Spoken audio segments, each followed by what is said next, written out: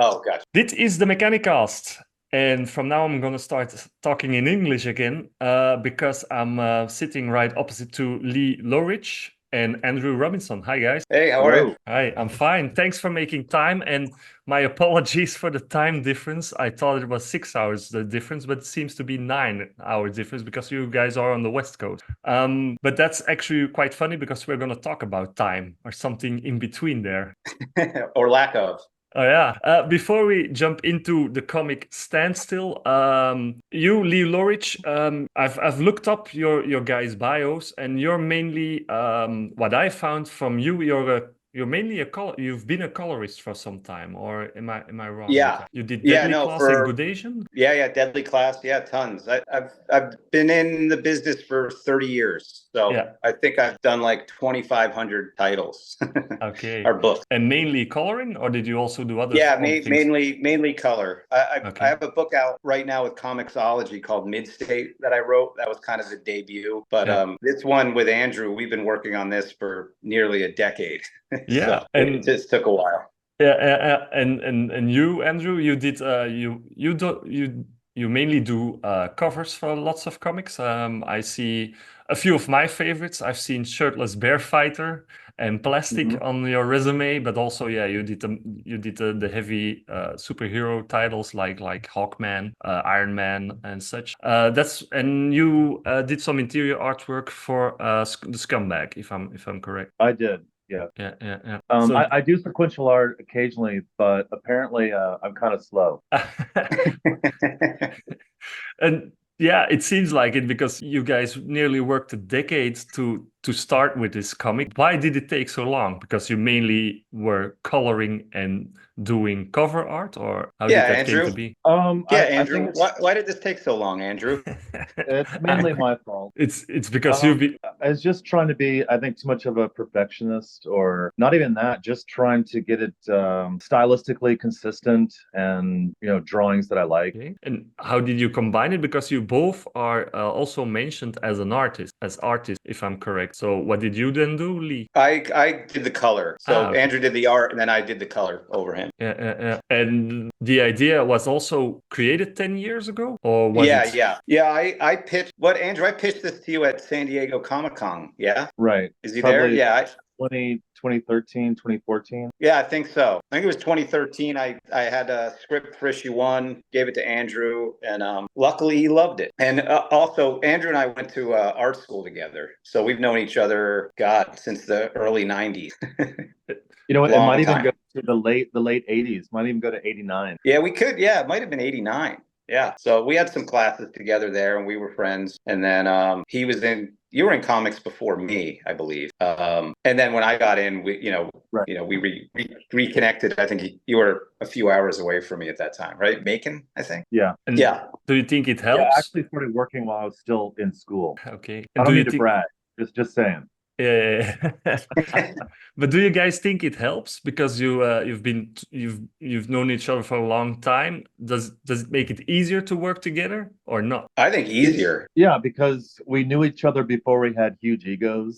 And so we don't mind discussing and speaking frankly and getting to the point and just trying to make storytelling paramount above everything else. Yeah. So discussing it doesn't give a hostile environment if somebody says somebody disagrees with the other one. Yeah, I'll always default. Sorry, Lee. Go ahead, for it. Andrew. Oh no, I was gonna say I'll always on storytelling I default to Andrew. I always say like the scripts are just kind of a guide, and then he does with it what he does. He does his magic. And did I answer it? Is that right, Andrew? Did you do like Lee gives you the script and you go further with it, or how did that work? Yeah, I mean, there's some notes I think here or there about establishing shots, but especially I think issue 2, we've got like a big car chase scene, and Lee looked up to me to just do the choreography basically of the action scene, which I think makes sense. It's like I kind of told him my ideas, and he's like, yeah, that's cool. And it was a a lot of fun to be part of the storytelling process in that way. So it's actually a both-parter on both accounts for writers and for drawings. You both partake in both sides of the story, because you go for the pictures, and then you go for the mood setting with the colors, and vice versa, with you making the story lead, and Andrew giving pointers from the artist's point of view, I suppose. Yeah, a lot of times, even speaking to that car chase, if there's an action scene or sequence, I'll tell him, I'll say, hey, this is what I envisioned, but these three things need to happen. And I don't care how you get to it. Just make sure we get these three beats to make the scene a success. And then he does what he does. All right. Was it hard to find a style for that, Andrew? When the story got pitched, did you quickly knew how the characters was gonna look, how the look and feel of the book was going to be? I did some homework, like some prep work for designs and kind of treatments of the characters, and I was shooting for something quasi-realistic, but then it just a tad bit cartoony. I think what some people might call naturalistic, where it has like style and has a little bit of flair, but it also has a good grasp of realism. Yeah, I think also that's mainly, and that's on you, Lee, because I was fortunate enough to be one of those comic book resellers that got a preview of your first issue. The characters were well written, especially Ryker Ruel, how would you call him, a psychopath? Yeah. I think you've written him very, very charismatically, and that helps Andrew then to give him a face, I suppose. Yeah, I would imagine. I hope so. It appears it has. Yeah. Well, I try to mirror the dialogue with facial expression. Okay. Yeah, it's just you, from the first page on, you really feel with him, and that's maybe we're gonna go into the story slowly, but that's maybe also a really weird thing to do. Is he's the villain? No, I don't know. As a reader, you've got this feeling with him. You like him, and that's a weird thing. I don't think if you don't mind me cutting in here, I don't think we're really telling the viewer what to think. We're kind of portraying as it's very mysterious at first, and then you, the viewer, I think, can make up your own mind whether you think he's a bad person, a good person. And he seems to be like a character in the round, actually. So there might be things that you agree with. There might be other things that you don't agree with. Yeah, because he makes up his own kind of justice, I suppose. I'm not going to spoil too much from the first issue,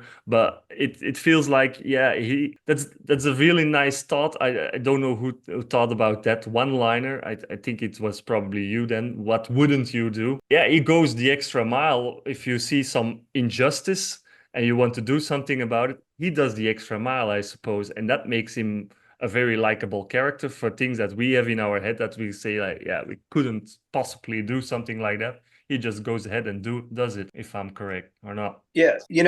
That was like when I came up with the idea, I was with a friend of mine, and we were just talking about, like, if you could stop time. What would you do? Would you rob a bank? Would you steal a watch? Would you, and then it came down to moralistically, what would you do? If you steal a Rolex from a jewelry store, that person that works there will be accountable for that, going missing. You obviously, you don't need money, because if you could stop time, you can take whatever you need. So then it became, what wouldn't you do from a moralistic standpoint? And I think that's the more interesting side. So initially, I wanted to have two characters, that one goes off the rails and the other one comes from a good place. And then speaking with writer Rick Remender, he suggested, he was like, no, you got to go with the guy that's going to do all the wrong things, the whole what wouldn't you do? And basically, there's nothing he wouldn't do. So we leaned into that. And then once I got Andrew the script, then we just started going through a million scenarios, because there's a million things you could portray in a story like this. So we just picked out the good stuff. Yeah, it has lots of potential, because on the other hand, we also see, I think the other main character, the Colin Shaw, the guy who invented the device. Yeah, he's an opposite kind of guy. For him, everything is going wrong for that moment. That's how he's getting introduced. That was done intentionally, I suppose. Yeah, for sure. I think he lost his job, when the device was being completed, and then he's just convinced someone has to have it. You know, just scouring the internet and seeing what's been happening in the world, he's convinced, and nobody believes him. So he's a bit disgruntled, and he's trying to, vindicate, himself. And I don't want to give away too much. No. Yeah. That's always the hard thing when you do a podcast or an interview about a comic. How much are we going to talk about, and how deep are we going to go in the story like that? But I think it's also something very interesting for these days.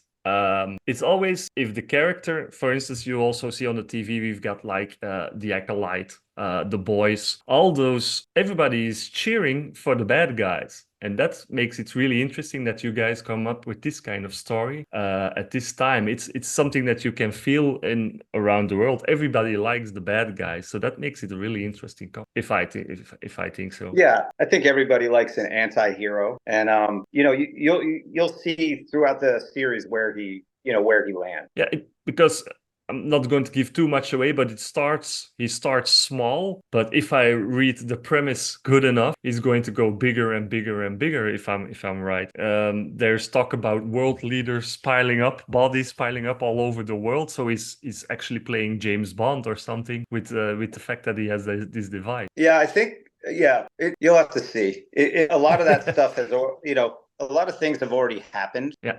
That's why Colin is on to him, because world leaders have piled up. A lot of that stuff has already happened. Oh, okay. So, and some of the things he does for fun, some of the things he does as a form of redemption. Yeah. That sounds clear enough, Andrew? Yeah, and that way Colin gets to sort of play detective, because he's researching these events, and that's how he's able to sort of get a location on where the device may be. Yeah, it's interesting. It's mainly it's going to be very interesting to see how he's going to tackle. How do you stop somebody who stops time? That's not going to be easy, I suppose. It's not. But remember, he built that device, so. Yeah, so he'll probably think invent some. Yeah, we'll see. When you thought of this story, what were your influences? Because you talked, for instance, to Rick Remender. I think about that time, we also had a comic that was called Sex Criminals. That's something completely different as a genre. Right. So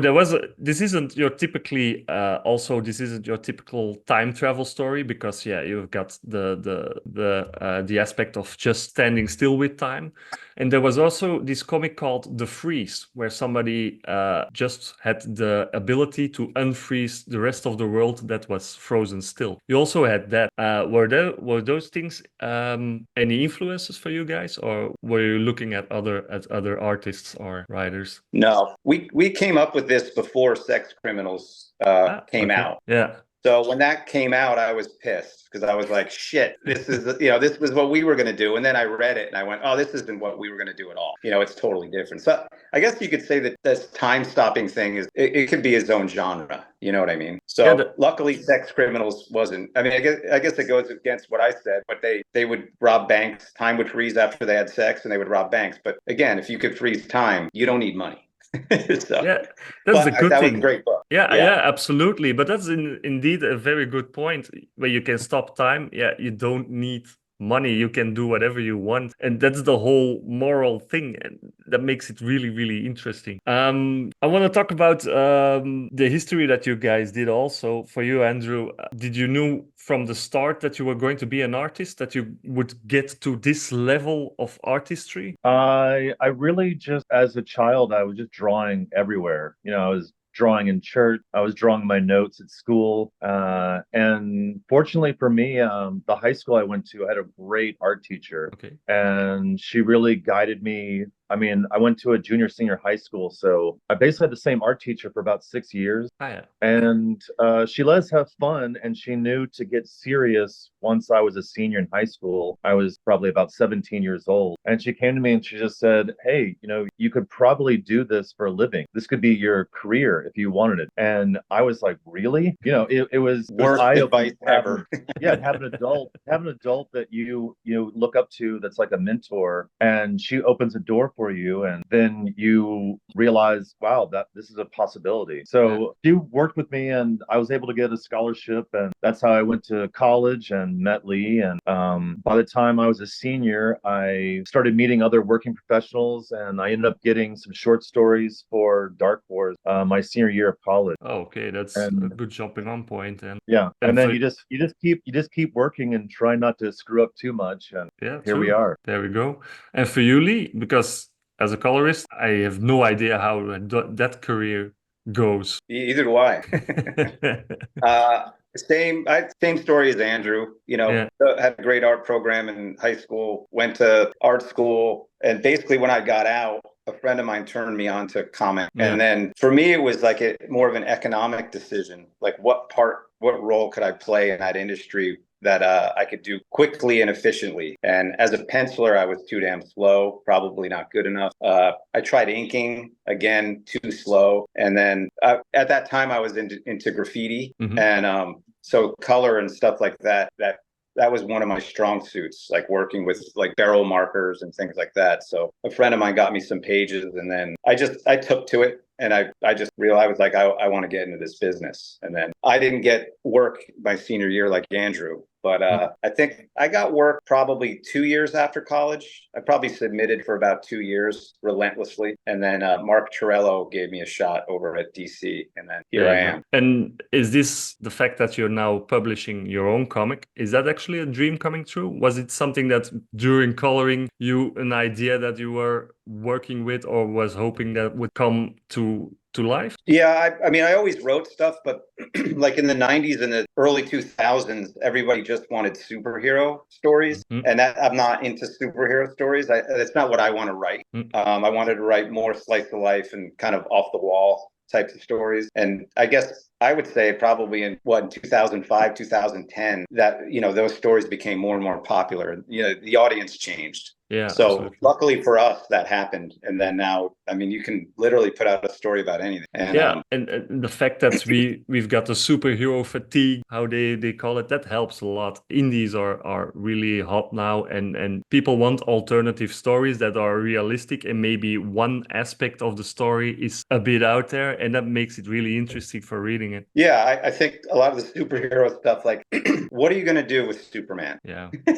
You know what I mean? It's all been done. It's nice to see a writer's take on that character, but I would rather have the story stand alone, you know, on its own merits than a particular character. Personally, Yeah, I don't want to talk shit on superhero books, but it's just not my cup of tea to write. Yeah, absolutely. And it's the same for, actually, how is it called, the dispensation of how is it in English? Yeah, you can you can just push it that far if you say, yeah, he can fly, but he also has lasers from his eyes, and yeah, he can breathe in outer space, and this and this and this. Then a story gets complicated. While you have a story that's recognizable for you as a regular man walking in the street, and you suddenly have this thing, well, I can stop time. Yeah, that's really nice. That's really nice to follow, to read, and really relaxing, while others like to escape from reality and read superhero stuff. So yeah, it's that makes it really nice. I'm gonna ask this one to Andrew. Andrew, when the story came to be, I have no idea how that works with Image Comics or something. Was it hard to get this thing published? That's what's more on Lee's end. Yeah. He was the one doing the pitching and the talking. Yeah. I was just sitting at home drawing very, very, very slowly. But I suppose Lee, Andrew's drawings probably helped to get this pitched, or not? No, they didn't help. They got it approved. Right. Like the fact that Andrew was drawing it, like, you know, I don't think Eric at Image Comics gave a shit about me as a writer. Fair enough. But the fact that Andrew was doing that, you know, doing the art, I know Eric's a big fan of his art, and as many are. So yeah, that made it possible. If I pitched that with like some unknown, it probably, you know, it wouldn't have gotten picked up. But yeah. Eric is probably regretting that decision now. It's taken us, you know, 8+ years. But you know, we're here. Yeah, you're here. The first one is going to come out in August. If I'm gonna cheat for a little bit here, August the 21st.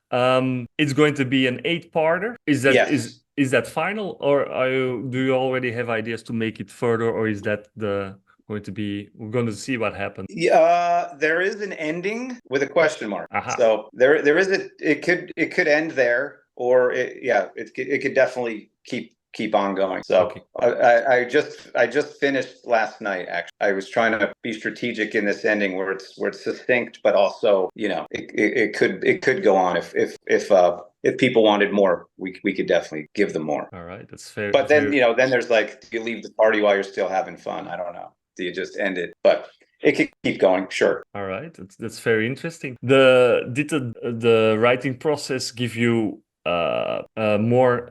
Did you get more? Do you want to write more after this? Do you want to do more on the writing part? Yeah, I have a bunch. I have 6 other full series written that Okay. I'm going to be putting out over the next several years. So yeah, Awesome. I enjoy it. All right. But on this book, Andrew and I talk story endlessly. I'd give him a script and then he'd call me, and then, or he'd just call me out of the blue, with crazy ideas. That one will be, is very important for the ending. That was totally his idea. Giving you props, Andrew, giving you cred. Thanks. Are there things in the comic where you're really proud of, Andrew? Are there splash pages or certain? That's a hard question, I suppose, to ask an artist, because you're a perfectionist. You said it yourself. But are there things where you said like, wow, I really leveled up here or succeeded myself? Sure. There's definitely some moments where, I can look at the pages tomorrow or a week from now, a month from now, and I'm really happy with those panels, that the faces, some of the cars that I drew. Cars are not easy, I must say. Even if you're tracing the cars, it's still not easy. But I'm certainly happy with again, a bunch of different drawings that super happy with. And because like I struggled with it too. I mean, I erased way more drawings than I drew, Okay. So it's like hundreds of things get erased to get to that one scene that you really are happy with. And but maybe again, that's what was taking so long as well. But maybe another question, and that maybe did you enjoy it? Because I think that's probably an important part if you're drawing a comic for, and I don't know how his scripts are, but for somebody like Lee, did you enjoy drawing his script? Yeah, I do. I mean, it's a fun script. Of course, there's certain scenes that are difficult, because we're actually using actual locations. It's not total fantasy. Yeah. I mean, we're dealing with the real world, and so I have to say, referencing places, whether it's New York City, the George Washington Bridge, stuff like that. It's not easy, especially when you're trying to find the reference that fit the angle that you're drawing and the perspective. It's certainly challenging. All right. Sorry. Yeah, were there moments that you could that you really could curse him because he wrote something up that you said, oh, this is really going to take ages, or it's going to be really hard? Like, for instance, I always make the joke, did he ask you to draw a horse on a bike? Because those are the 2 hardest things to draw. That's a good idea. Yeah. Right. But no, you're right. Bikes are hard, and we've got bikes in the story. Yeah. A lot of vehicles. All right. And for you, Andrew, are there still other jobs going on, or is this now your main focus to getting all these issues finished? Because I don't know how far you are along in time, because Lee just finished the story. Right. I've got a full plate right now. Yeah, I've got a few projects going on at the same time. Yeah. All right. There are also several variant covers from several artists. I have to cheat a bit, but for instance, I see here Carrie Nord. I see a cover by you, Lee. No, that was Matteo Scalera. Okay. Really? And how did you get? I just did the color. Yeah. How did you get those artists? You just you know those guys from the industry, I suppose, from working together with them. Yeah, we're cashing in all our friend cards, more or less, right? Andrew got Carrie, I got Matteo, but we're friends with those guys, and so we've been reaching out. I was gonna say we also got the Dave Johnson. Okay, cool. Yeah, and Jason Sean Alexander as well. So we're begging, bartering, trying to get some good variants. Yeah, it sounds like begging and bartering, but I think every artist does it every artist or writer does it when they putting out a comic, that they always use their own connections, I suppose. So that's how it goes, no? Yeah. for sure. It's definitely helpful. I couldn't imagine, like, if you didn't know anyone, it's got to be near impossible to get, good variants. Was Yeah, it we're really thankful. yeah, was it known straight away that you were going to put it out in at Image Comics? That was my first choice for sure. I think Andrew would probably go along with me on that. Yep. There we go. Yeah. Yeah, it also sounds I mean, logical. I could certainly name a publisher right now that I wouldn't go to, but I won't do that. No worries. But it's also always really funny when I see comics coming out. Every publisher has their own genre or feel or touch to their comic. And as you drew along, Andrew, and now that I can read it and see it, yeah, it feels like an Image comic. It definitely fits into the wide range of their comic. If I'm correct. I would agree. It's got good writing, good art, good colors. I think it's going to fit right in. Yeah. I'm curious. I'm looking forward to selling it starting in August. I'm going to do the pitch again. And if I'm and correct me if I'm wrong, but it's a comic about a guy who stole a time-ending device from the inventor, and this guy, his morals are questionable, and we're gonna see where this goes from there. Is that a bit right, Lee? Without giving away too much. Yeah, it's close enough. All right. He didn't steal it. He didn't steal it from the inventor, but he stole it from the lab that got shut down where it was. And there we go. But that's kind of a spoiler, but it's fine. So I'll try to explain something with we didn't want to even tell anyone that he had the ability to stop time before this came out. We wanted the reader to have to figure that out, but I don't think anyone would have bought the book not knowing that. Yeah, I think that's a plot that you need to tell, because otherwise you just have this a serial killer and somebody has to find out what he's doing. Maybe the word serial killer is not right, but no, it feels like that. Yeah, he's on a redemption tour. Let's say that. So sometimes people die. yeah. Sometimes people die. Sometimes people they get tied up in so other people don't hear him anymore. The title is Standstill. Was that a long search for a title, or was it straight away obvious that it was going to be named that? That initially I bounced around a bunch of names, and when I first was talking with Rick Remender about it, because we were neighbors at that time, we lived a couple doors down. We were just going through names, and then he landed on Standstill, and we were like, that's the name. That's done. So I believe that's how it's happened. He'll definitely say he came up with it, but I believe he did. I don't want to revise history, but I'm going to give him the credit. And it's a great title. I just thought about another question for Andrew. To give it, we see... I'm going to try not to give too much away yet again.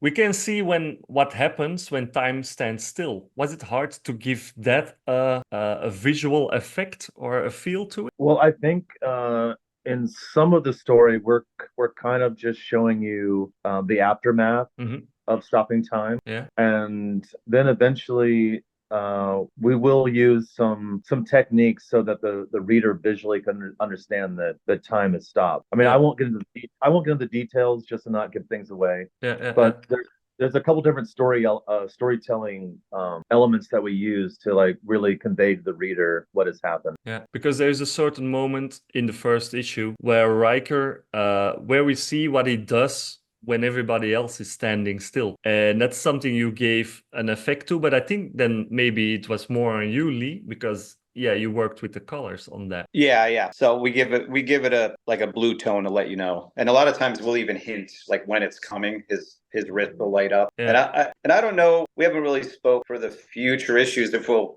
blue those scenes completely moving forward, or if we'll just hint at it and it's just assumed, but we got to discuss that more. I think the reader will get it after a while. We don't have to like hold their hand all the way through this thing. But a lot of times there's not a lot of things that necessarily happen while time stops. Like Andrew said, there's a before and an aftermath. Yeah. And, especially in the introduction, you get the other people's point of view, like some suddenly somebody disappears and appears again somebody somewhere completely different. That's what happens when you can set time still, you can walk around wherever you want, and for people it is just a blink of an eye. And in the airplane scene we really sell it. I thought you already sold it in the first pages in the bar scene. Well, the cool thing with the bar scene is that you're at the vantage point, the perspective of the biker. So you don't know what's going on, and it's like magic where he's one place and he's someplace else. And then in the next scene where we have the perspective of Ryker who's in it. Especially even the bikers or even the bartender himself, who he shifts from being really angry to being really scared, and that makes it really actually funny in a weird way. So that makes it it's a very nice introduction into the comic. Well, it's a lot of fun to have humor, but it's a very dark humor. Yeah, absolutely. Especially when how he explains biker culture. That was really funny. I think a lot of these are I get to pick on whatever I want to pick on in life.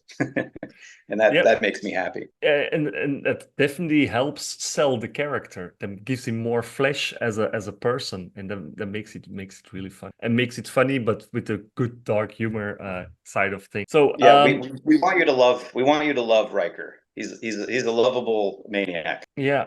And I'm curious where it goes with Colin Shaw, the inventor, then, because the first things that we see is uptight. He's a bit dorky, but I think that's mainly an inventor's trait. And I was going to say, visually, if you'll notice, Colin is always sort of dressed in black and white, where Ryker is going to be a bit more flamboyant with just like the fashion and colors, and so visually it even describes their personalities, which seem to be quite different. There's going to make. I'm looking forward for them meeting each other. That's going to be really interesting to see. What makes you think they're going to meet? Oh my God! No.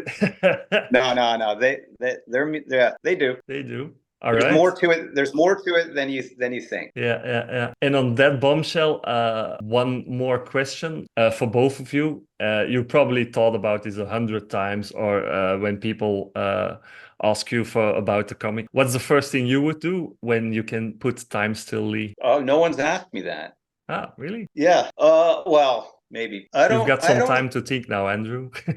Yeah, Andrew. I don't know what I would do. I know what I would do. What would you do, Andrew? I would draw a comic, and I'd be on time. Really fast then. Because you've got all the time in the world. No more deadlines. I would probably stop it in strange situations. I don't know. I think that bodes for a lot of the scenes in the stories, what you can get away with stopping it. Putting yourself in like grave risk and then stopping it just before you get killed. That kind of thing would be interesting, probably. But I don't know.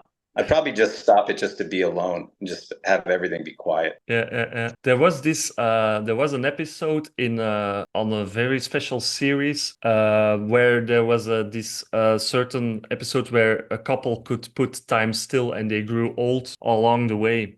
And when time started again, the whole village was completely changed for everybody who lived in the village, because they lived there, only them two. That was also a really, really nice thing to see. Yeah, we discussed that too. We had discussed if he stops time for 3 months, does he, when time stops, does he have a beard when he comes, But there's so many variables, we tried to pick parameters. Yeah, it's going to be really interesting where this is going to go, because you have so many options. Andrew, also something I just thought about. It makes it really funny, those pictures on the internet when they shoot dogs who are like shaking their head or something, and they give this really weird facial expression. Are those moments you're going to use in the comic too, when somebody stands still and was just like, or something, maybe because they were explaining something? I think we're gonna have a little bit of that. Yeah, I think that also helps a bit for the fun. Well, but if we haven't done that yet, that's a really good idea. Okay.